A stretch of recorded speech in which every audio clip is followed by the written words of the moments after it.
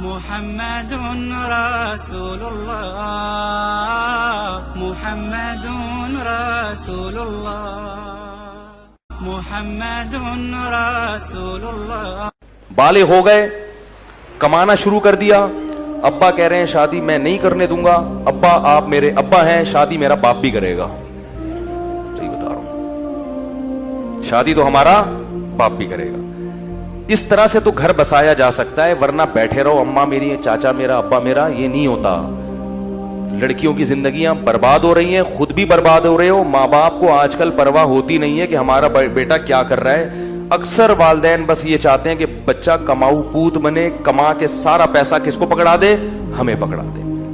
اس کی سزا ملتی ہے کہ پھر بیٹیوں سے ان کی کوئی شادی نہیں کرتا، وہ بیٹا بھی یہی کماؤ پوت بن کے اپنے ابا اماں کو کھلا رہا ہوتا ہے، ان کو نہیں دیتا۔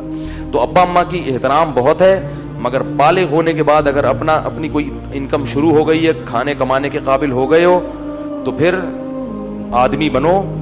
آدمی کے علاوہ کوئی اور چیز بننے کی کوشش، آدمی وہ ہوتا ہے جس میں قوت فیصلہ ہوتا ہے، ڈیسیجن پاور ہوتی ہے، میں کروں گا۔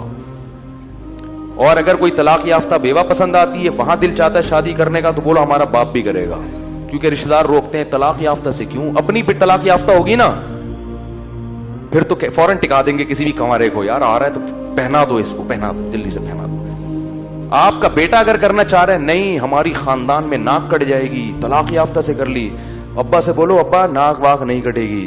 عزت دار لوگ کہیں گے کہ دیکھو کیسا عزت دار بیٹا ہے جس نے طلاق یافتہ سے کی، یہ تو بڑا عزت ہے۔ عزت دار لوگوں کی نظر میں عزت ہونا اچھا ہے، جو جن کے نظریے ہی ٹھیک نہیں ہے ان کی نظر میں عزت۔ تو کوئی بیوہ پسند آتی ہے، بچوں والی پسند آتی ہے، کوئی بات نہیں۔ میں جانتا ہوں ایسے لوگوں کو، کنوارے ہیں، بیوہ عورت جو بچے والی تھی اس سے پہلی شادی کی ہے انہوں نے، اور میرے سے مشورے سے کی ہے۔ میں نے کہا بسم اللہ کر بھائی، پتہ نہیں کسی کو کر لے، کر لی، ہنسی خوشی زندگی گزارنے۔ جب وہ خوش ہیں تو کسی تیسرے کے پیٹ میں مروڑ کیوں ہو رہا ہے؟ رشتہ دار ہماری ناک کٹ جائے، یہ کٹ جائے۔ میں نے کہا تمہارا اپنا اتنا بڑا خاندان ہوگا نا، اس کی الگ الگ ناکیں ہوں گی، سب کی جتنے بچے ہوں گے، تو یہاں سے کسی کی ناک لے کے لگا دینا جس کی بھی ناک کٹ جائے۔ تو آدمی بننا، جب مرد بنے گا نا تو مسائل حل ہوں گے۔ مرد ویسے تو گھر میں کھانے پینے کے معاملے میں مرد ہوتا ہے، ذرا سا کھانا ٹائم پہ نہ ملے گھر الٹ دے گا، لیکن جن چیزوں میں اللہ نے مرد کو ڈیسیجن پاور دی ہے اور اس کو یہ بنایا ہے کہ تم نے فیصلہ کرنا ہے، یہاں آ کے وہ کیا کر لیتا ہے؟ ہتھیار ڈال دیتا ہے۔ تو یہ نہیں ہونا چاہیے۔ ہاں، ہری پور میں ہمارے ایک رشتہ دار تھے، وہاں جاب کر رہے تھے، انہوں نے بتایا کہ ان کے پڑوس میں کیس ہوا۔ کیس یہ ہوا کہ ایک بڑے شریف عالم تھے، بڑے نیک، بڑا خوبصورت نوجوان تھا وہ۔ تو چچا بھی چاہتے تھے کہ اپنی بیٹی کی اس کے شادی کروں، اور خالہ بھی چاہتی تھی کہ اپنی بیٹی کی اس سے شادی کروں۔ پھڈا ہو گیا دونوں خاندانوں میں۔ خالہ کہہ رہی ہے میں اپنی بیٹی دوں گی، اور پھوپھی کہہ رہی ہے میں اپنی بیٹی دوں گی۔ پھڈا ہو گیا۔ حل کیسے ہوا ہے؟ دونوں سے ہوگی، اور واقعی دونوں سے ہوئی۔